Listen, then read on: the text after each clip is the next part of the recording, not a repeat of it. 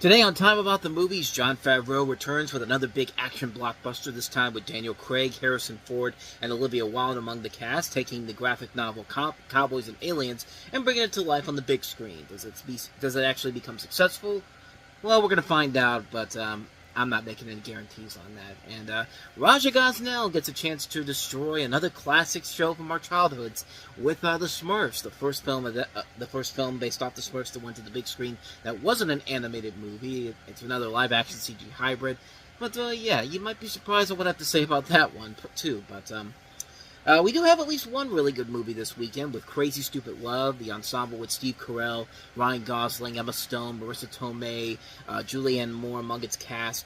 And we have John Boyega starring alongside Nick Frost and Jodie Whittaker in Joe Cornish's Attack the Block. So, 4 movies to take a look at to wrap up July 2011. This is Time About the Movies.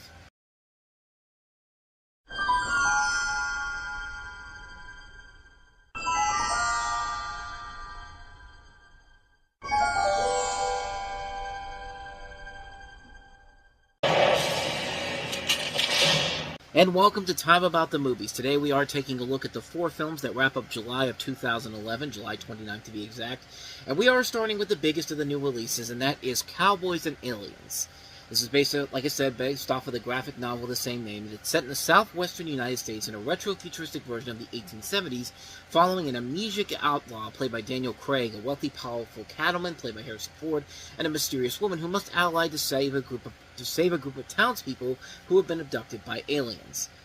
And there's a lot of notable people on this film, not just director Jon Favreau, not just the cast. It includes, Daniel Craig, Harrison Ford, Olivia Wilde, Sam Rockwell, Paul Dano, Noah Ringer from The Last Airbender the year before. But this is written by Roberta Orci and Alex Kurtzman, Damon Lindelof, Mark Ferguson, Hawk Ostby.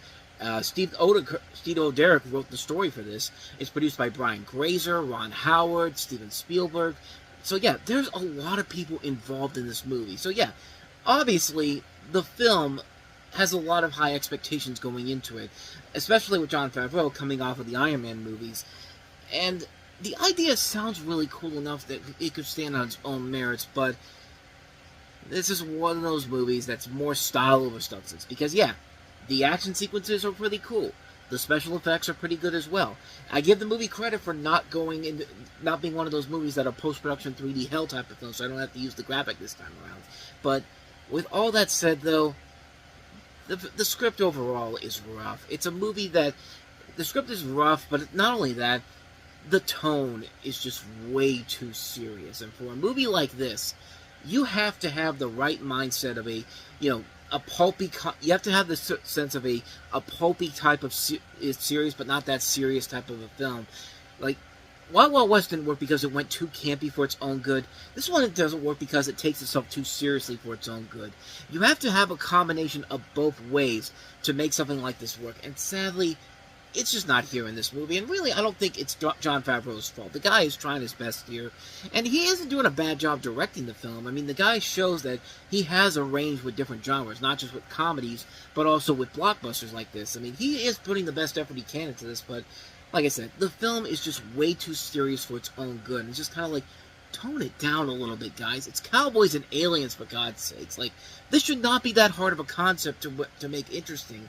And it just didn't work in the end. It was a movie that had a lot of hype built up to it, a lot of potential built to it, but like I said, they took it way too seriously, and the film just kind of catapulted itself pretty quickly to a point where it just became unbearable almost immediately. And it's just like, I really felt disappointed watching this, because I was really expecting a whole lot more from this with the casting that they had in here, the director, Jon Favreau, good people working on this film, just a lot of good ideas, but unfortunately, the tone and the screenplay is so bland, and the tone is just way too serious for its own good.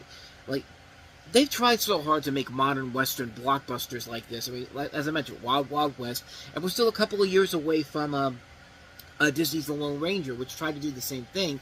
And just last year, we had Jonah Hex, which also didn't work. So, I mean, I don't know. Maybe just the idea of trying to mix sci-fi and cowboy and westerns, maybe that wasn't enough in general to save the film in general. But again, it would help if the tone wasn't as serious as it was before. Like, I don't know why anyone would want to do this, but if you wanted to try this again and do something like, remember that show Wild West Cowboys of Moo Mesa? That show that had kind of that banger theme song. It was basically Teenage Mutant Ninja Turtles, except it was the Western. Like, if you did something like that in a live action setting, maybe that could work if you had it in the right minds. But again, you gotta be able to play with it while also kind of being a mix of being comedy and a little bit of dramatic elements to it. Like, do something like they did with the Michael Bay produced Ninja Turtles movies, which I actually did. I actually like those a lot more than people give them credit for. Like, do something like that, and you can have something fun with that in general. But a film like this should have been much more silly, over the top fun. Like, this should have been something that should have been on the same levels as something like maybe Ninja Turtles in a way, where it takes itself it's both funny, but it can also take itself seriously. The combination has to be correctly there. They have to match together. But in this case, it just didn't work here. And it's just a lot of good effort from the people. A lot of good effort in terms of the people that they brought in to make this. But sadly, the end result was just not a good film overall. It's a disappointment too, a major disappointment with everybody involved in here. You expect so much more from it, and it just wasn't there. So, yeah, a hard skip, sadly, on Cowboys and Aliens. So with all that said, let's go ahead and move on to our next movie. And this one was easily the biggest hit of the newest releases. Even though Cowboys and Aliens opened higher, the Smurfs had, of course, the biggest tracking, the longer tracking, and ended up becoming the biggest hit that it was. And let's just take a look at the trailer, and you can kind of see why. Yeah, apparently that's the way to sell these kids' movies back then, Just have nothing but the actors screaming at the top of their lungs, because screaming is considered funny, apparently. And, yeah, you remember the year was when Roger Gonzalez first did Scooby-Doo, and they had that great teaser trailer that really kind of took everyone by surprise, because everyone thought there was a new Batman movie, and then when they actually showed who it actually was... Scooby-Doo, rated PG, in theaters June 14th. Yeah, that was actually a pretty good way to sell the film. The film was not great, but it was at least a good way to sell the film. They tried to do the same thing again, this time not only ripping off a Batman movie, but let's rip off the marketing campaign for 101 Dalmatians, the 1990s version. And this was their end result of that. Once again, screaming is considered funny. No, it's not. But anyway, this is The Smurfs, the live-action animated feature film adaptation of the popular characters from the 1980s, created by Peyo.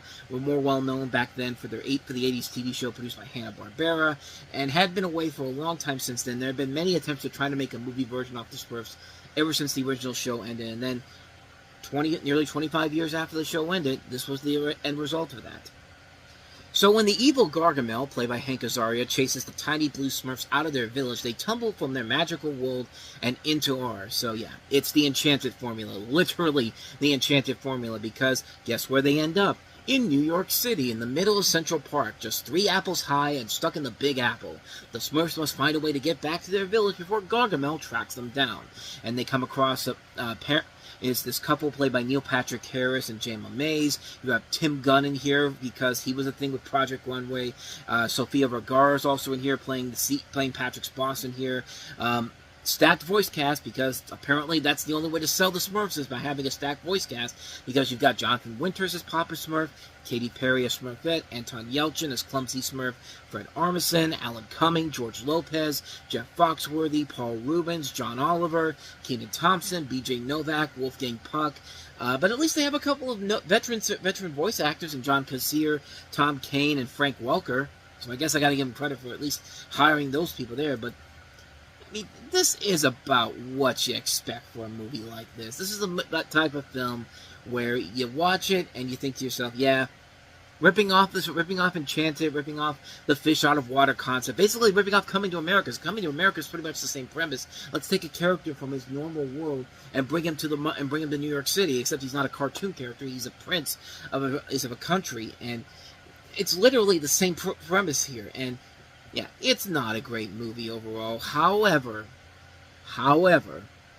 having seen what just happened recently with the Smurfs in their fourth attempt to get it right, with another CG animated movie, and they failed again, they somehow made this movie slightly better than I would have said back in the day. Because yes, This is not a good movie, but at least to its credit, it's at least trying.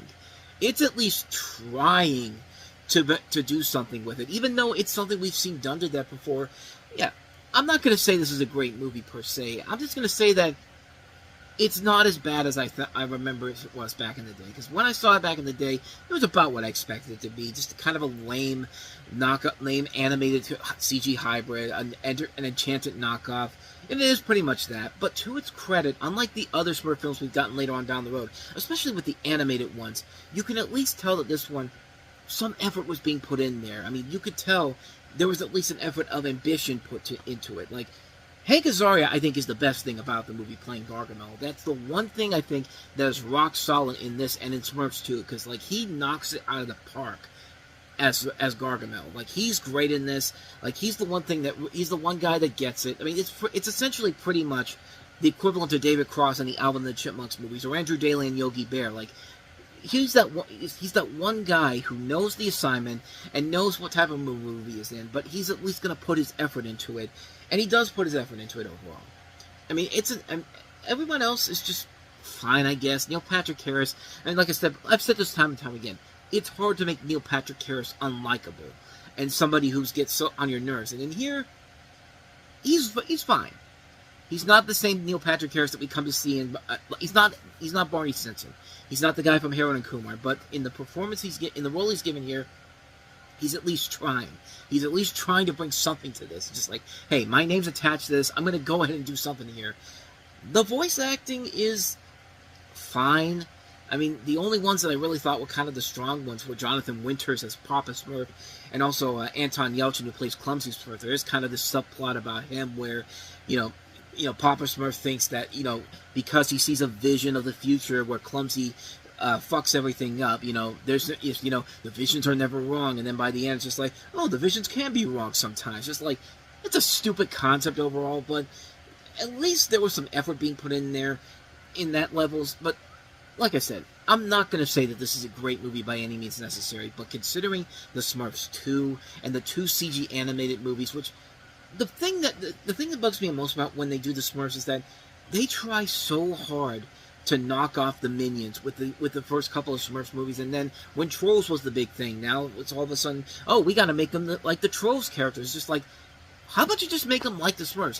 Why is it so hard to make a Smurfs movie without making these characters seem like the most obnoxious characters ever? Like, it doesn't make any sense whatsoever.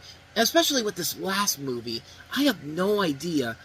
Like, I have no idea what the hell they were thinking when they made this new film. Because as I said on my review for this, which I'm going to go check that out, I have it up there in the corner, but the whole idea of the Smurfs is that, you're not supposed to make these Smurf characters seem like just obnoxious, annoying characters. Like, everybody in that movie, the last movie, was kind of obnoxious and just did not fit. Rihanna playing Smurfette, that was just bad casting overall. And you're gonna have to put her at the focal point of the problems with that movie, because she was the main producer on that movie. She was in control of the soundtrack for that movie.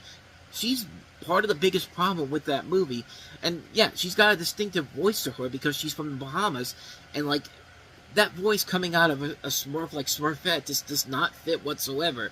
I don't know what the big deal. I don't know why they have to decide, like, of all the people that we got to cast in this movie, Smurfette has to be played by whoever the most popular singer is at the time. Because this was Katy Perry, and then the Smurfs of the Lost Village, it's Demi Lovato, and of course the most recent film it was Rihanna. It's just like, I mean, Katy Perry's fine in here, I guess, but other than that, though, yeah, this is about what you think it is. If there's one good thing that came from this thing in general, it was the Smurfs Christmas Carol special that actually came out later that year, because it was actually made by people who made the 80s show. It was in 2D animation for the most part. Yeah, it had the 3D bookends, but it felt like I was watching the old Hanna-Barbera show again. Like, the animation was actually really good, the humor was actually really good, the voice work they got in there was pretty good. I mean, that's the best thing this movie ever did, was at least give us the Smurfs Christmas Carol special, which I highly recommend checking out. Again, I did a video of it just recently, so, again, check that out in the corner right there. But other than that, though, this is still not a great movie, but it's at least the most tolerable of the Smurfs films, and trust me, that's saying a lot. This is like the equivalent to the Alvin and the Chipmunks movies, where all 4 of those live-action films are so terrible, but the first one is still the best one of them. It's still the best of the four, except not as not as good as nowhere near as good as the real great Alvin and the Chipmunks movie, which was the Chipmunk Adventure.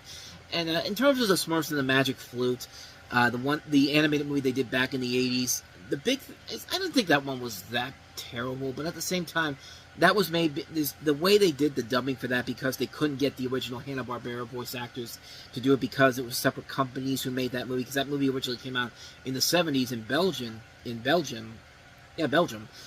Yeah, because they don't have those same voices, it sadly just kind of takes away the enjoyment factor of that film. But if I have to pick the best animated version of that, it's probably the closest one, because of just the fact that, it's the one that at least looks like the Smurfs in general. But at least this one, like I said, I'll give a credit for trying to do something unique and different with, not even trying to do something unique and different with it, but at least attempting to try to come out with something enjoyable compared to the other Smurf films.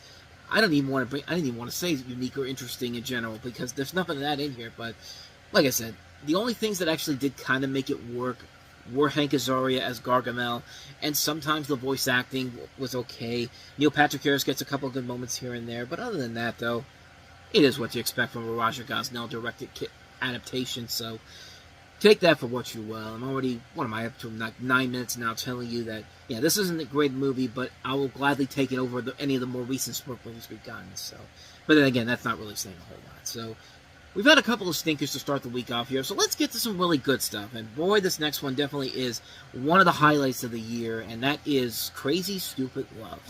Crazy Stupid Love, rated PG-13, starts Friday.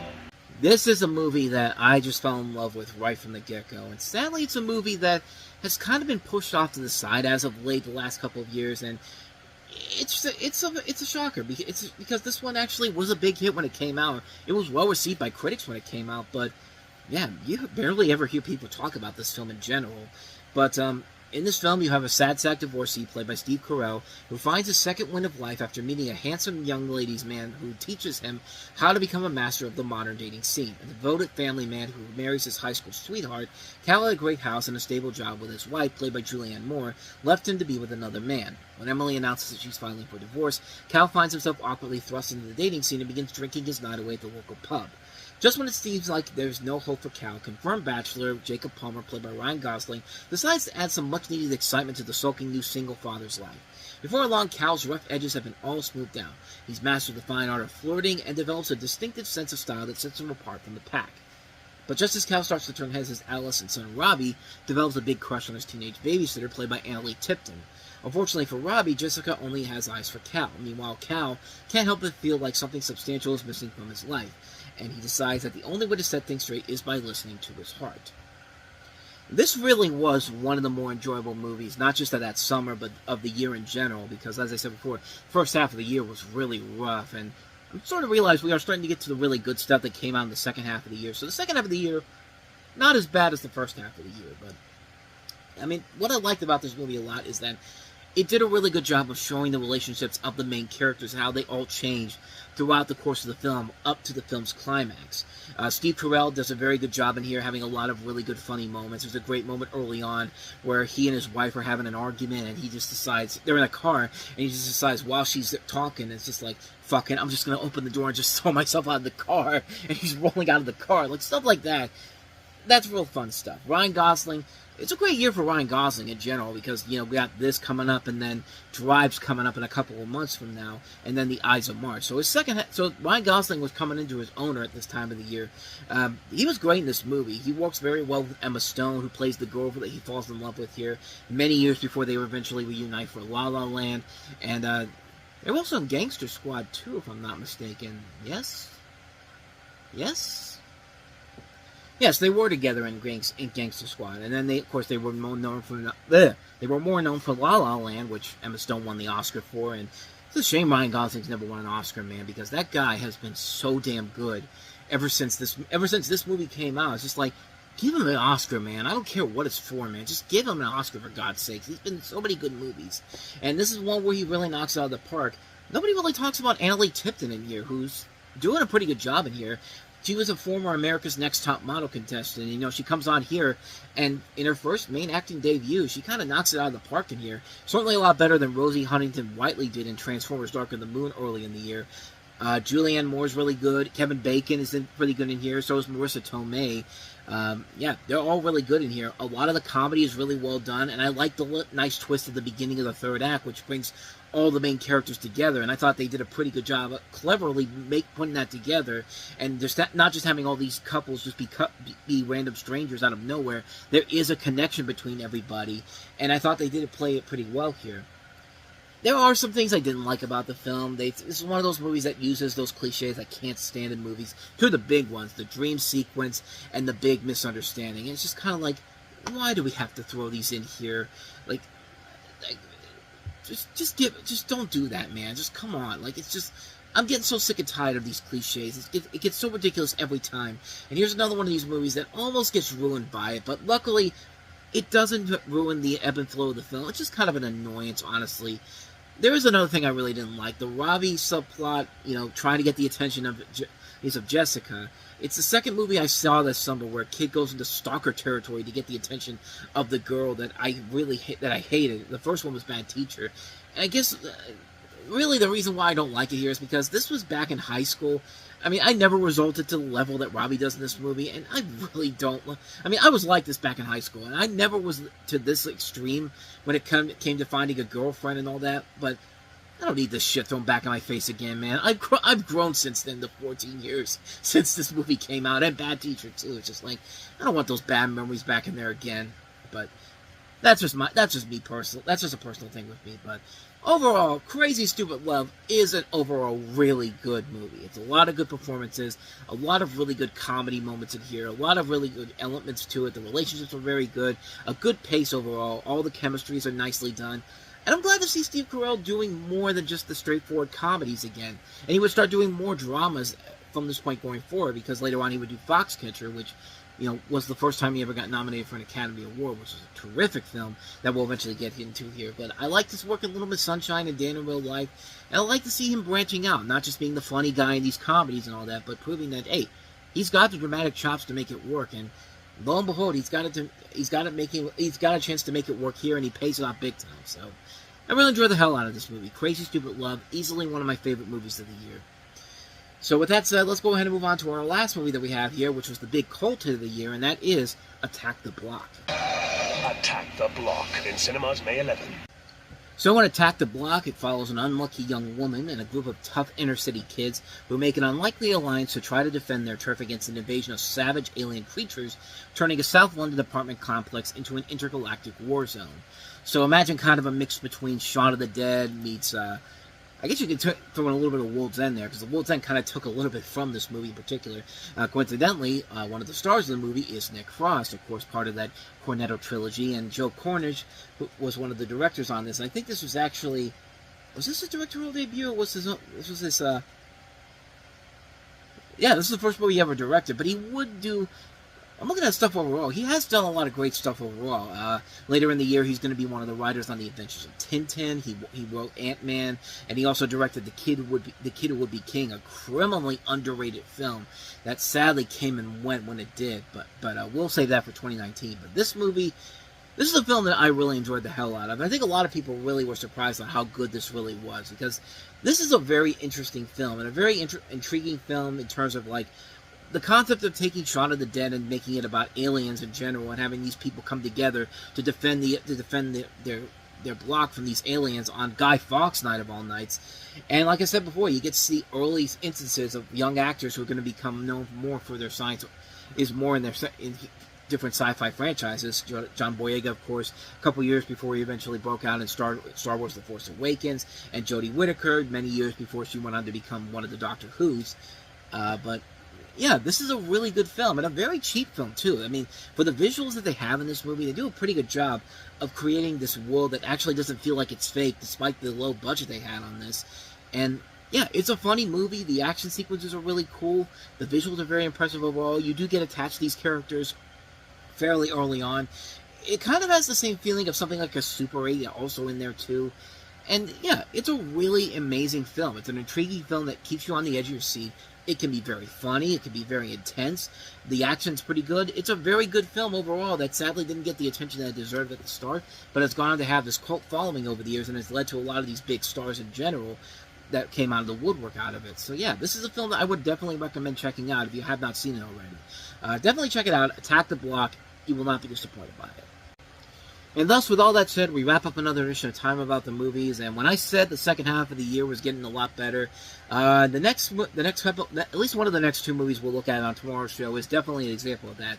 Rise of the Planet of the Apes with James Franco and Frida Pinto in a reboot of the Planet of the Apes franchise, a film that nobody really was expecting a whole lot from, but when it came out, it really shocked everybody at how good it was, and eventually led to one of the great trilogies we had. Not even one of the great trilogies, one of the great film series that we've had going on right now with the reboot Planet of the Apes series, and a star in particular in Caesar, which we'll delve more into that coming up tomorrow when we talk more about Rise of the Planet of the Apes. But we also have Ryan Reynolds and Jason Bateman teaming up for the first time in a body switch raunchy comedy with The Change Up, which also features Olivia Wilde and also Leslie Mann among its cast. So we'll see if that turns out to be any good. Spoiler alert, it won't. But we'll tell more into that coming up tomorrow on the show. So definitely be on the lookout for that.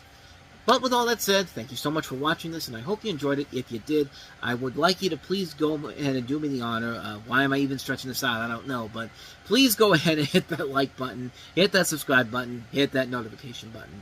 Also, don't forget to check out our playlist, and also check out the last episode we did. So with all that said, whether it's in the past, the present, or the future, I will see you at the movies. Take care.